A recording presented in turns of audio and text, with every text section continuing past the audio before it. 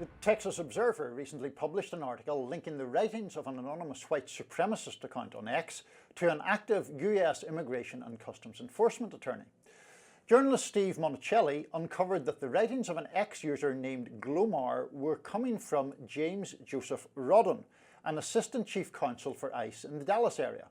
Monacelli used various social media postings and publicly available information to make the connection. The posts could violate the professional rules of conduct of the DC bar where Rodden holds his license.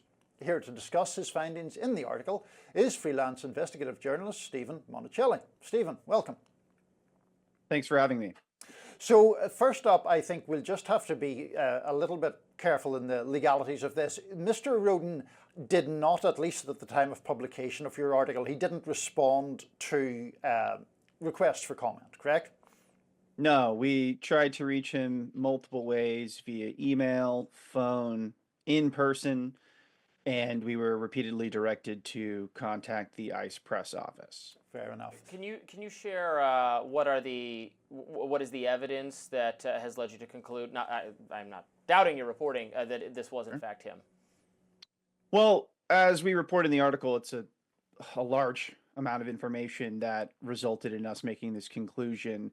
This account has been posting for over a decade, and during that time revealed a large number of personal biographical details that allowed us to build a profile of who this individual was. But I would say the big break in the case really came when we found posts that indicated this anonymous account operator was a party to a federal lawsuit against the federal COVID vaccination mandate for employees, and that they were a federal employee themselves. That gave us actually a pretty narrow list of names, a short list that we could then compare those individuals to the biographical details that were revealed by this account, as well as by another set of forum accounts that we also identified as being connected to the same person. And I would say the cherry on top for me, the thing that really pushed me into the realm of certainty on this, was that I sat behind this lawyer in immigration court. These are pretty small courtrooms. I was within about 6 feet of the guy, and I could see clearly over his shoulder him using his phone to scroll his Twitter feed and then even draft a post in the courtroom, which I documented the timestamp of.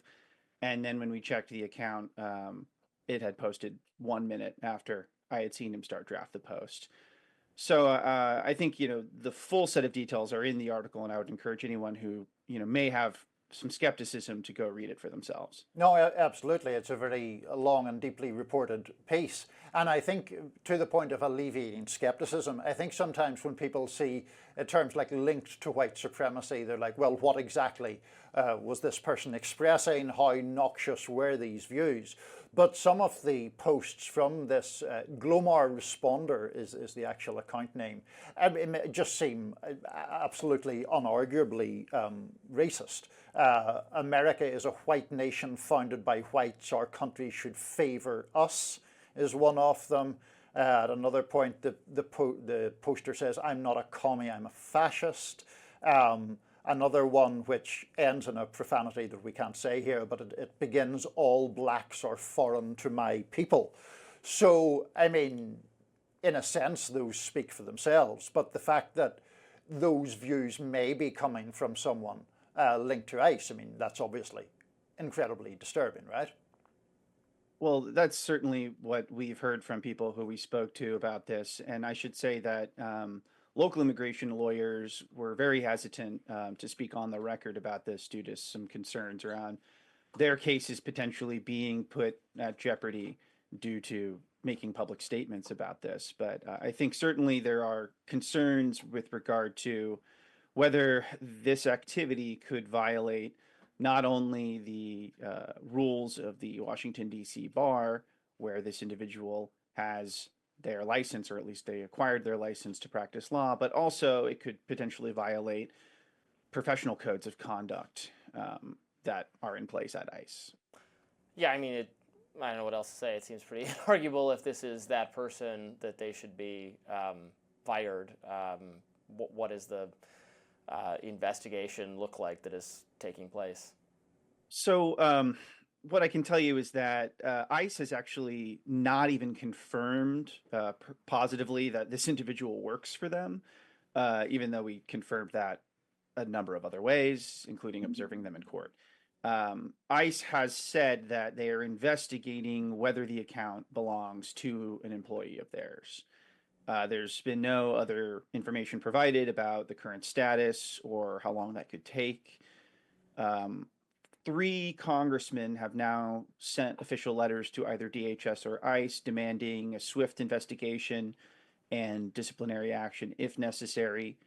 And what I can also say is that I visited immigration courtrooms where Rodden was supposed to be, had been scheduled to be last week, and he was no longer present. He was not present. He had been swapped out for a different ICE attorney.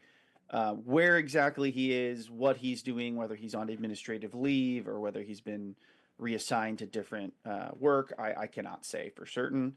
I think at this point we simply have to wait for the process to play out.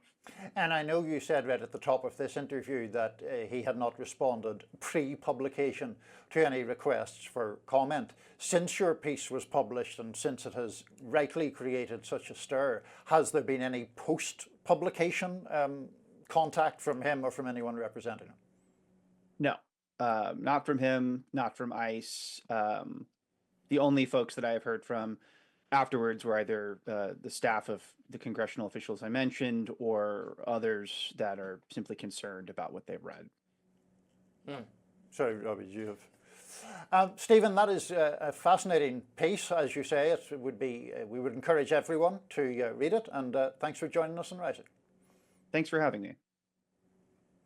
Coming up, former Mayor of Chicago, Rahm Emanuel, has some tough advice for Democrats. We'll tell you all about it. Stay with us.